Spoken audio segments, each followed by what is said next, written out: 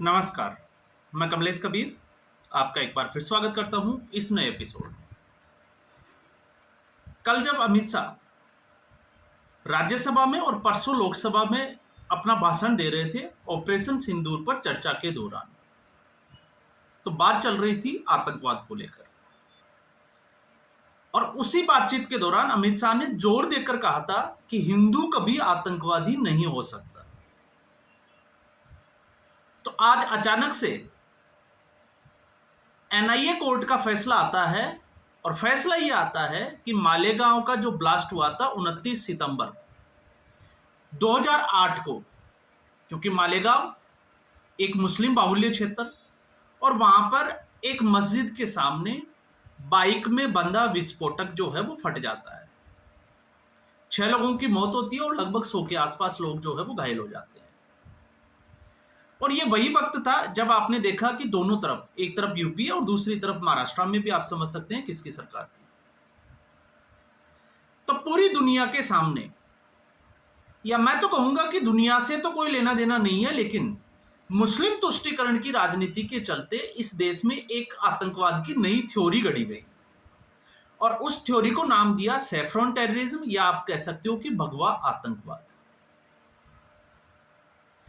और उसके बाद में आपने पिछले जो संसद का सेशन था उसमें हिंदुओं के प्रति जिस तरीके से राहुल गांधी का आपने देखा होगा, हिंदू हिंसक होता है, इस तरीके का स्टेटमेंट तो आपने सुना ही होगा। लेकिन एक पूरी श्रृंखला के साथ एक सीरीज में जो है वो एक के बाद एक विपक्षी पार्टियों के द्वारा बयान दिए गए और ज्यादातर जो बयान की अगर आप टाइमिंग देखोगे तो वो 2014 के बाद में दिए गए। अब क्यों दिए गए? क्योंकि 2014 के बाद में राजनीति में एक जो परिवर्तन आया, वो परिवर्तन ये आया कि हिंदू जागरूक होने लगा। और हिंदू जब जागरूक होने लगा तो उसके बाद में लगातार जो है वो भारतीय जनता पार्टी को जीत हासिल होना शुरू हो गई। इससे विपक्षी पार्टियां जो है वो आप समझ ही गए होंगे कि विपक्षी पार्टियों की मानसिकता क्या रही होगी, विचारधारा। तो उनको लगा कि हिंदू तुष्टीकरण चल रहा है, इसलिए क्यों नहीं मुस्लिम वोटर को एक तरफ किया जाए कि कहीं मुस्लिम वोटर भी इनके हाथ से छूटकर दूसरी पार्टियों की तरफ ना चला जाए। और फिर उसके बाद में डीएमके ने, तो आपको पता ही है, उदयनिधि स्टालिन, हिंदू जो है, सनातन धर्म, कुष्ठ है, कैंसर है, मल्लिकार्जुन खड़गे के बेटे प्रियांक खड़गे, वो भी जो है वो इसमें पीछे नहीं रहे। और वजह क्या थी? वजह यह थी कि सिर्फ और सिर्फ राहुल गांधी को खुश करना था, क्योंकि राहुल गांधी खुश होंगे तो शायद इनका राजनीतिक कैरियर में कुछ हो सकता है, कृपा बनी रह सकती है, नहीं तो इनको कांग्रेस पार्टी छोड़ने तक की भी नौबत आ सकती है। तो आपने देखा, अगर अभी इस दुनिया में आज की अगर हम इस एनआईए कोर्ट के फैसले को देखते हैं तो फिर जो लोग ये कहते थे कि आतंकवाद का धर्म नहीं होता, तो आज एक बात जो है वो साबित हो जाती है कि आतंकवाद का धर्म होता है, लेकिन वो हिंदू नहीं हो सकता। तो फिर आप समझ सकते हैं पहलगाम के अटैक की। और क्यों नहीं हो सकता, उसके पीछे अगर आप कारणों की बात करोगे तो वो इसलिए नहीं हो सकता क्योंकि आप चाहे हमारे धर्म ग्रंथ उठाकर देख लीजिए या फिर राजनीति के बाद से संविधान का हवाला देने की बात मैं कर रहा हूं। हिंदुओं को, सनातनियों को सिर्फ और सिर्फ जो है वो सहिष्णुता का पाठ पढ़ाया जाता है और हमें सिखाया जाता है कि हम सहिष्णु हैं, हम तो जानवरों को भी नहीं सता सकते, तो इंसानों की हत्या करना या उसके बारे में सोचना यह तो बहुत बड़ी बात है। लेकिन दूसरी तरफ क्या चलता है? जिहाद के नाम पर, यह पूरे देश ही नहीं पूरी दुनिया को भी पता है। और जब मैं ये कहता हूं कि हिंदू नहीं हो सकता आतंकवाद का धर्म, तो क्यों नहीं हो सकता? इसलिए नहीं हो सकता क्योंकि 1990, 1948 पर आपने देखा, 1947 को आपने देखा, हम उसकी भी बात नहीं करते, हम 90 के दशक की बात करते हैं, जब हम पैदा हुए या उसके बाद की। 1990 के दशक में जम्मू कश्मीर में हिंदुओं को पलायन करने के लिए मजबूर किया गया। अब यह बात अलग है कि वो कहां से किया गया, लेकिन जब वही जो है वो ऐलान मस्जिदों से किया जाए तो फिर स्वाभाविक है सवाल तो खड़े होंगे और यह बोला जाए कि आप जिस अवस्था में हो आपको घर छोड़कर जो है वो जम्मू कश्मीर को छोड़ देना है। महिलाओं के साथ क्या अत्याचार हुए पूरे देश ने नहीं, पूरी दुनिया ने देखा। और ये अब तो उन लोगों के लिए भी है जब कश्मीर फाइल मूवी आती है और जो विधानसभा में, संसद में जो है वो हंसी का पात्र बनाते थे। तो आप सोचकर देखिए, हिंदुओं के खिलाफ एक इस तरीके का प्रोपेगेंडा रचा गया, उनको निशाना बनाया गया, तो क्या उसके बदले इस देश में कोई दंगे फसाद हुए? कोई ऐसा कोई उदाहरण आपके सामने है कि उसके प्रतिशोध में ऐसा कुछ हुआ हो या इसकी प्रतिक्रिया में कुछ हुआ हो? कहीं नहीं। उसके बाद में 1992 में जब बाबरी विध्वंस हुआ तो जिस तरीके से कार सेवकों को गोली मार दी गई, क्या उसके प्रतिकार में हम कह सकते हैं, प्रतिशोध में इस देश में कोई दंगा भड़का या किसी को निशाना बनाया गया? तो फिर आपका जो जवाब होगा वो ये होगा कि बिल्कुल नहीं। और फिर उसके बाद में एक के बाद, चाहे वो मुंबई के ब्लास्ट हो या फिर अक्षरधाम का हमला हो, तमाम तरीके की सारी घटनाओं को अगर आप देखोगे तो ताजा उदाहरण अगर हम देखें तो बहुत पहले नहीं जाते, 2 महीने पहले पहलगाम में जो घटना हुई 22 अप्रैल को, और घटना के मुख्य केंद्र में था धर्म। धर्म पूछा गया, नाम पूछा गया, पैंट उतारने के लिए कहा गया और उसके बाद में गोली मार दी गई। तो ये गोली धर्म पूछकर मारी गई। और किसने मारी? धर्म विशेष समुदाय के जो लोग थे उन्होंने मारी। तो फिर सवाल ये उठता है कि क्या इस देश में लोगों में गुस्सा तो था, लेकिन क्या कोई दंगा फसाद या कोई ऐसी अप्रिय घटना देखी जिसमें किसी को निशाना बनाया गया हो? तो फिर हमारा और आपका जवाब ये होगा, बिल्कुल नहीं। ऑपरेशन सिंदूर से बदला लिया गया, और बदला जिस तरीके से लिया गया, आज पूरी दुनिया मानती है कि किसी भी सिविलियन को या सिविलियन सोसाइटी को निशाना नहीं बनाया गया। तो निशाना किसने बनाया, किसको बनाया?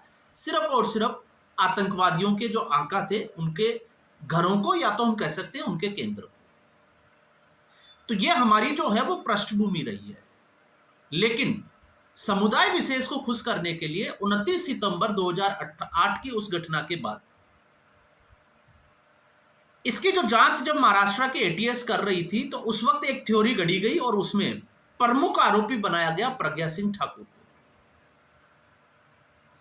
और प्रज्ञा सिंह ठाकुर के ऊपर आरोप थे कि जो बाइक इस्तेमाल हुई जिस पे विस्फोटक बांधा गया था वो प्रज्ञा सिंह ठाकुर के नाम पर थी, वो प्रज्ञा सिंह ठाकुर की बाइक थी। और इसके अलावा जब हम नामों की घोषणा करते हैं तो फिर उसमें आता है कर्नल राजपुरोहित, रिटायर्ड कर्नल, जिसके ऊपर जो है वो आपको पता होगा बड़े गंभीर आरोप लगाए गए थे। रिटायर्ड मेजर रमेश उपाध्याय, तो आप सोच सकते हो कि आर्मी के कर्नल और मेजर की पोस्ट से कोई रिटायर्ड बंदा, क्योंकि देशभक्त अगर कोई है तो फौजियों से ज्यादा हम जो है वो आज भी सेना से ज्यादा बात नहीं कर सकते, लेकिन इन लोगों को निशाना बनाया गया। इसके अलावा अजय जो है वो राहिलकार, समीर कुलकर्णी, सुधाकर चतुर्वेदी और सुधाकर द्विवेदी, इन लगभग 7 लोगों को जो है वो इसमें आरोपी बनाया गया। फिर एटीएस के बाद से जांच जो है वो पहुंच जाती है एनआईए के पास, और अब 17 साल बाद में ये फैसला आता है। तो अब कल अमित शाह का जो भाषण हुआ था उससे अगर आप इसको जोड़कर देखते हो तो फिर सवाल वही हो जाता है, जिस तरीके से ऑपरेशन महादेव में जिस दिन संसद में ऑपरेशन सिंदूर पर बहस होनी थी उसी दिन उन आतंकवादियों की मौत होती है। तो अगर आप इसको जोड़कर देखते हो तो आपको यह पता होना चाहिए कि जिस वक्त इस ब्लास्ट की जांच हुई थी उस वक्त केंद्र में यूपीए की सरकार थी और महाराष्ट्र में किसकी सरकार थी। तो तथ्य सबूत जो है वो किस सरकार ने फेस किए थे, किस सरकार के समय की जांच एजेंसियों ने किए थे। और आज ना तो यह साबित कर पाई एटीएस कि वो जो बाइक थी वो प्रज्ञा सिंह ठाकुर के नाम ही थी, और ना ही जो है जो गवाह पेश किए गए थे वो ये साबित कर पाए कि ये आरोपी जो थे उनका डायरेक्ट लिंक उस ब्लास्ट से था। तो आज सभी के सभी आरोपी जो है उनको जस्टिस लाहौटी ने बरी कर दिया। तो जो थ्योरी थी उससे अब पर्दा उठ गया, और वो थ्योरी ये थी कि भगवा आतंकवाद होता है, हिंदू आतंकवाद होता है। तो आप सोच कर देखिए, जब कांग्रेस पार्टी इस तरीके की थ्योरी गढ़ती है, तो कांग्रेस पार्टी, आप इसका दूसरा एक एग्जांपल समझिए, जिस तरीके से दिल्ली में सिखों के खिलाफ एक नरसंहार चला, जिसमें जगदीश टाइटलर, कमलनाथ जैसे लोगों के नाम थे, कांग्रेस पार्टी के वो नेता आज जो है वो जगदीश टाइटलर के ऊपर आरोप साबित हो चुके हैं, उनको सजा हो चुकी है। वो पार्टी हिंदू आतंकवाद की थ्योरी गढ़ती है, जिसमें हजारों सिखों का नरसंहार कर दिया। और ये आरोप तो सीधे तौर से कांग्रेस पार्टी के ऊपर थे, और कांग्रेस पार्टी के बड़े नेताओं के स्टेटमेंट थे कि जब बड़ा पेड़ गिरता है तो धरती हिलती है। और फिर 2008 के बाद में कब किस कांग्रेस पार्टी के नेता ने इस तरीके की थ्योरी घड़ी, वो आपको पता ही होगा। मुझे लगता है कि नाम लेने की जरूरत नहीं है, सारे के सारे जो है वो मध्य प्रदेश के राजनीतिक बैकग्राउंड से आते हैं। लेकिन अब उस थ्योरी पर जो है वो विराम लग गया है। तो अब जो लोग इस तरीके की जो है वो कपोल बातें, काल्पनिक बातें जो फैलाने का प्रयास कर रहे थे, उनके काल पर सीधे तौर से तमाचा है। और पूरी दुनिया के सामने अब यह है कि आतंकवाद का धर्म होता है, लेकिन वो हिंदू धर्म तो बिल्कुल भी नहीं होता है। तो फिर कौन सा धर्म होता है, अब आप समझ गए होंगे, उसका नाम लेने की जरूरत नहीं है। तो अब ये कांग्रेस पार्टी की एक और बड़ी समस्या। और अब आप देखिए, धीरे धीरे जब हम इसकी बात करते हैं कि मुस्लिम तुष्टीकरण, और जब 2014 के बाद में ये राजनीतिक परिवर्तन आया है, तो ये परिवर्तन किस तरीके का है, आप कभी उसको समझने की कोशिश करिए। चुनाव आयोग के ऊपर बेईमानी के और भ्रष्टाचार के जो है वो आरोप लगा रहे हैं तेजस्वी यादव, जिनके फादर जो है वो 950 करोड़ में के घोटाले में, भ्रष्टाचार के आरोपों में सजा याफ्ता है। और वो व्यक्ति ये कहता है कि आप लोग बेईमान हो, आप भ्रष्टाचारी हो। तो आपको यह समझना पड़ेगा कि ऐसी स्थिति में विपक्ष की मानसिक हालत क्या है। विपक्ष के पास कोई रास्ता नहीं है, और विपक्ष जो है वो अब सिर्फ एक ही जगह उसका जो है वो ध्यान केंद्रित है, और वो अपनी राजनीति को फोकस कर रहे हैं, और वो है सिर्फ और सिर्फ मुस्लिम तुष्टीकरण। और मुस्लिम तुष्टीकरण के लिए वो किसी भी हद तक और किसी भी हद तक जा सकते हैं। ताजा उदाहरण, हालांकि मैंने कोशिश की वीडियो बनाने की जो है वो की जरूर, लेकिन बना नहीं पाया। आपने देखा जिस तरीके से मौलाना साजिद रशीदी, उसका डिंपल यादव को लेकर एक बयान, और फिर एक राजनीतिक खामोशी। तो वो क्या कहती है कि आप उस समुदाय विशेष को खुश करने के लिए वो कुछ भी बोले, आप जो है वो चुप बैठे रहोगे। लेकिन अगर यही कोई दूसरा स्टेटमेंट होता, तो फिर आप जो है वो उसमें राजनीति खड़ा करते हुए या राजनीति करते हुए जरूर नजर आते। तो महाकुंभ के बारे में भी हमने सुना, और भी जो है वो कई ऐसे धार्मिक आयोजन, कांवड़ यात्रा हमने बहुत सुना। लेकिन आतंकवाद की जो थ्योरी थी, अब शायद उस पर जो है वो विराम जरूर लगे। तो आज के एपिसोड में बस इतना ही। उम्मीद करूंगा वीडियो एपिसोड आपको पसंद आया होगा। वीडियो को लाइक करें, शेयर करें, चैनल जरूर सब्सक्राइब करें। धन्यवाद।